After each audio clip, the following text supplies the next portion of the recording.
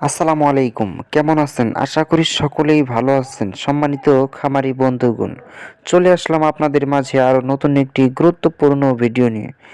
বন্ধুগণ, এই ভিডিওতে আমি কিছু গুরুত্বপূর্ণ তথ্য তুলে ধরব।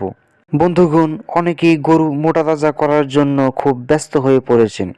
অনেকেই গরু মোটাতাজা করার খুব সহজ পদ্ধতি খুঁজতেছেন। তো বন্ধুরা, আপনারা অনেকেই গরু মোটাতাজা করার জন্য ইনজেকশন দিতেছেন। বন্ধুরা, গরু মোটাতাজা করার পূর্বে অবশ্যই এই বিষয়গুলি আপনাদের জানা খুব জরুরি। বন্ধুগণ, গরু মোটাতাজা করার পূর্বে অবশ্যই বন্ধুগণ প্রথমত আপনারা যেই গরু নির্বাচন করবেন, যেই গরু ক্রয় করে নেবেন, অবশ্যই সেই গরুটি সুস্থ মানের সবল মানের একটি গরু ক্রয় করতে হবে।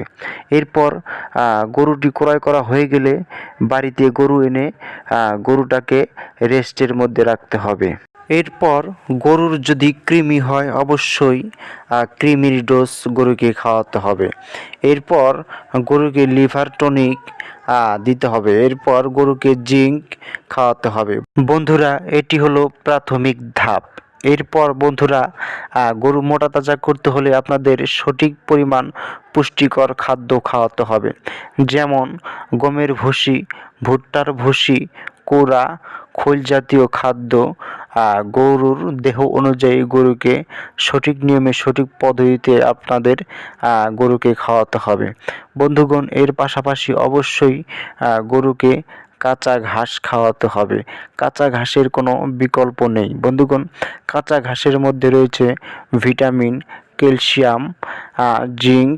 বন্ধুরা, এইরকম পদ্ধতিতে যদি আপনারা গরুকে লালন পালন করতে পারেন, গরুকে যদি খাদ্য খাওয়াতে পারেন, তাহলে অবশ্যই বন্ধুরা গরু 1 থেকে 1.5 মাসের মধ্যে মোটাতাজা হবে।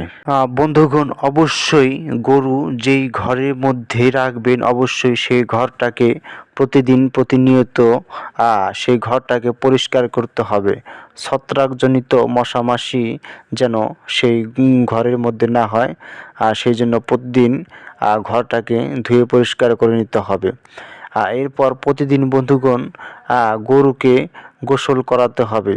এরকম নিয়ম মাফিক যদি আপনারা গরু পরিচর্যা করতে পারেন, ইনশাআল্লাহ আশা করা যাবে সেই গরু 1 থেকে 1.5 মাসের মধ্যে মোটাতাজা হবে।